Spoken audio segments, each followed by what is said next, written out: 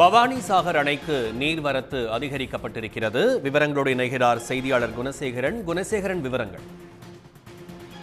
நிச்சயமாக ஈரோடு மாவட்டத்தினுடைய முக்கிய நீராதாரமாக இருக்கக்கூடிய பவானி சாகர் அணைக்கு நீர்வரத்து தற்பொழுது அதிகரித்திருக்கின்றது. நேற்று வினாடிக்கு 3500 கனஅடியாக இருந்த இந்த நீர்வரத்து தற்பொழுது காலை 6 மணி நிலவரப்படி 11,667 கனஅடியாக அதிகரித்திருக்கிறது.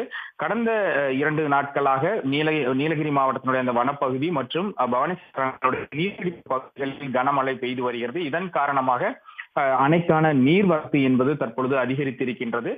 105 அடி உயரம் கொண்ட இந்த அணையினுடைய நீர் மட்டமும் தற்பொழுது 99.70 அடியாக உயர்ந்திருக்கு. அதாவது 100 அடியை இன்று மாலைக்குள் எட்டும் என எதிர்பார்க்கப்படுகிறது. அதே போன்று 32.8 டிஎம்சி கொள்ளளவு கொண்ட அணைக்கு இருப்பானது 28.49 டிஎம்சி ஆகவும் அதிகரித்திருக்கின்றது. அணையில் இருந்து எல்பிபி கீழ்பவானி கால்வாய்க்கு வினாடிக்கு 1300 கன அடி தண்ணீர் திறக்கப்பட்டிருக்கின்றது. குடிநீருக்காக 100 கனஅடி என மொத்தமாக 1400 கனஅடி தண்ணீர் தற்பொழுது திறக்கப்பட்டிருக்கின்றது.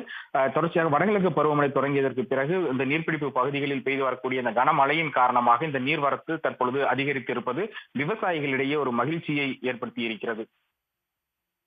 குணசேகரன், விவரங்களை பகிர்ந்தமைக்கு நன்றி.